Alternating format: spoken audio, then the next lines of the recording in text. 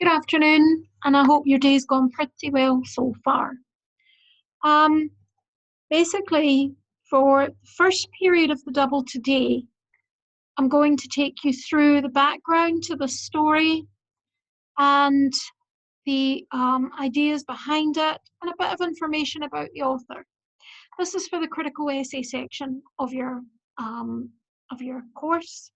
And so, as we know, it's quite good to have some background information to put in the introduction. But also just to know where the author was coming from with the story. Hopefully, by the time you've seen this, you'll have read the story first. That's pretty important. So if you haven't done it yet, close this video down, go back and read the story. If you have already read the story, I'm just going to take you through some information about it to sort of help you with that. Okay, so Ian Crichton Smith is one of the sort of most well-known and best Scottish writers. The learning intentions for this unit is to, first of all, hopefully enjoy the story. It's not a long one, it's quite a good one really to do. To analyse and develop your skills there, to prepare for answering questions and critical essays. It says they're answering critical reading questions, but we're not using it in the Scottish text section, we're using it in the critical essay section. So The Red Door was published by Club Lower, which is an Inverness company. Well, it was an Inverness company. Ian Crichton Smith lived in Lewis, and so a lot of his writing is kind of based on the geography of the Highlands and the culture of the Highlands. It comes from the middle of his career. He was 48, so he obviously married his wife very, very late. And it comes from that collection of works. None of that is really important in terms of your essay, but it's just a wee bit of background. Now, this slide here you can read through. He worked as a teacher and he taught at Oban High School. So when he retired from teaching, he married Donalda Logan. So he did marry really late in life because he'd already finished his teaching career at that point. Throughout his adult life, he was incredibly prolific. That means he wrote a lot. Over 900 poems. He wrote a lot of short stories, novels, and plays. So we do know that he was writing a lot.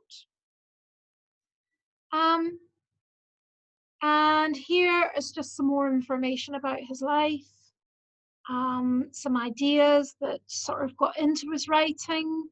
And he was a Gaelic speaker. Now it says there, except of course in the classroom, because as we all know, up until really the 1960s, children were not allowed to speak Gaelic in school, and they were punished for doing so. And so we're seeing the effects of that now with the language in grave danger, and lots of people are trying to put in lots of effort to save it. So they lived in Babel on the Point Peninsula, and it was a very tight, close-knit Presbyterian community. So this story is set in a small Highland village, and it appears that he's working a croft. We're not told it's croft, but he seems to be, Murdo, the main character, seems to work in a croft. It's a bleak, uninviting environment, and it has an effect on the people who live there. If you think about the description of his home, the village, the people, that all sort of plays to the theme of the story, which is really about conformity and about our choices that we make in life. So your first kind of short task, and you can do this just on a piece of paper. You don't need to do this. There's no place for you to write this in your task, but this is just a very short task to get you thinking. What does the title make you think of, and what is odd about having a red door? Why would having a red door be thought to be odd? So as we've done before in looking at analysis of text, if you're looking at the connotations, you're looking at the connections or the ideas that you have when you see that. It's the associations we have with it. So we do have certain associations with red and with doors. And so they'll either be positive or negative. In your notes, and just take a few moments now to just write down the connotations of red that come to you straight away. Don't think about it.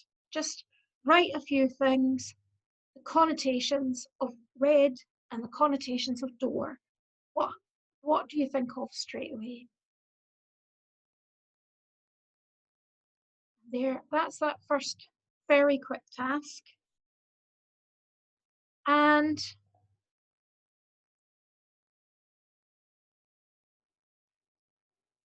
now I'm going to take this moment to direct you to the pupil workbook. And in the pupil workbook, there's a couple of slides that give you the answer. Well, not the answer, there's no definitive answer to that task, but just gives you some of the ideas that I came up with. So if you go and have a look at the pupil workbook, that is going to be the PowerPoint that you'll be working on this week. And I would like you to submit it by the end of the week. So I want to see them all completed through the week and submitted by Thursday. Now we'll move on with this a bit. So this idea of conformity in the story. Conformity means that you're changing your behavior or your beliefs to fit in with a larger group. It's changing the shape of your personality to match with an ideal personality. In community, people always find it easier to conform. And that's because there's a certain thing that happens in life where within a community, there are sort of accepted standards of behavior, and they can be different across different types of communities. So it might be you'll find with one group of friends, it's okay to do and say particular things, but with another group of friends, you maybe wouldn't do that because that's not really the agreed way of behaving within that particular set. At school, we certainly have lots of rules, and not all of them are really written down or are really obvious. Some of them are kind of unwritten rules at school. And so certainly at school, that's probably the place that we really want people to conform the most. Now, here's your first proper task that you'll find in your pupil workbook as well. And it's asking you to find evidence from paragraphs 1 to 6 of the story that tells us where and when the story takes place. By evidence, you can quote directly or you can put it in your own words. So that's either direct evidence or indirect evidence.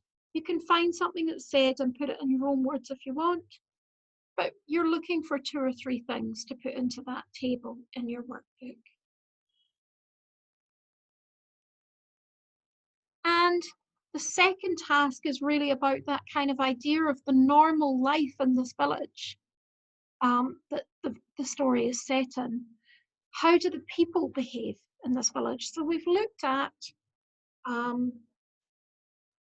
first of all, I'm trying to find a way to go back. So we're looking at first the place and the time. And this one here, we're looking at the life of the village. What does Murdo, we see the whole story through Murdo's point of view, although it's not first person, it's third person, but we very much get his idea of what people are. So find some evidence that tells us what normal life is like.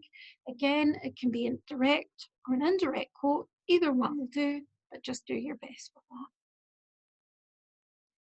Now, a lot of conformity is created through people's awareness of social norms, which are unwritten rules. As I said, at school, not everything is directly expressed to pupils. There are some things that we expect of people that are not necessarily in the rules, but it would be very unusual for somebody to not do it. So try and have a think about what some of those unwritten rules are, either within the school community, your family, or your group of friends. What are the unwritten rules? What are the things that everybody kind of knows we should and shouldn't do? All right. Now, here's your task 3. think about the advantages and the disadvantages of conforming to the community you live in. Is it possible to both be conformist and non-conformist? Is there a way for people to be both of those things? Again, in your pupil workbook, you've got a third task there. Now, these tasks are to be done across the rest of the week. And I'll put on a wee extension task as well so that you've got something additional to do if you find that it's too quick. But we have periods today, most of which are listening to this video and reading the story and making some notes and watching this and sort of really starting to understand the story. And then you have 2 periods, and that will be for your tasks on Wednesday. The second of the double today, we'll have a Google Meet, and you'll be able to ask me any questions that you have. So please, as you're reading and as you're making these initial notes, please think about any questions that come up. And then you'll have a double period to complete these 3 tasks and the extension task. So now we're moving on to this idea of symbolism in this story. There are symbols through the story of the closed-mindedness and the negative influence that society has on Myrtle. No one in his experience had had a red door in the village before. It singled him out. What would the neighbours say about it? Never in the history of this village had there been a red door. So that idea is kind of repeated, that actually what the villagers want people to be like is very, very important to Myrtle. Myrtle has a fear of rejection, and it's represented by the worries. So the red door is symbolic of Myrtle's desire to be his own person. And we're told that at the end of the story, that the door itself says, just let me be who I am. Anytime the village is mentioned, their stifling and close-minded influence becomes clear. And the village is used to reflect society as a whole, which often has ideas that conflict with that of the individual. It's a miniature version of society. So basically, the village is a symbol for the close-mindedness of our society. And it reflects perhaps not even just Scotland, but maybe the whole of the UK, maybe the society within which we live. And so really what Crichton Smith is trying to say with this symbolism is that quite often you let society's expectations dictate who you actually are.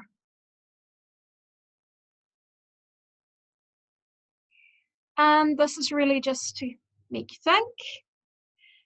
Men who think like sheep are even better. So, here is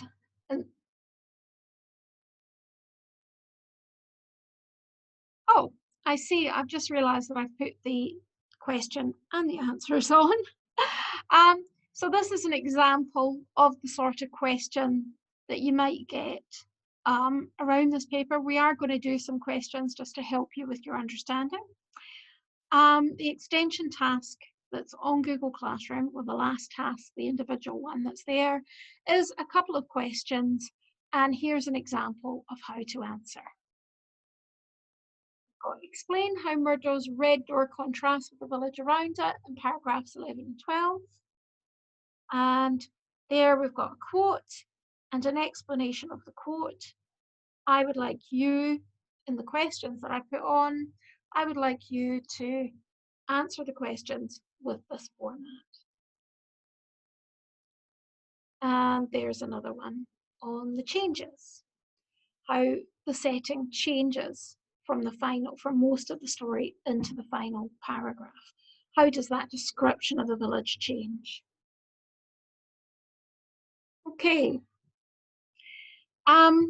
So hopefully I'll see you in the Google Meet tomorrow afternoon.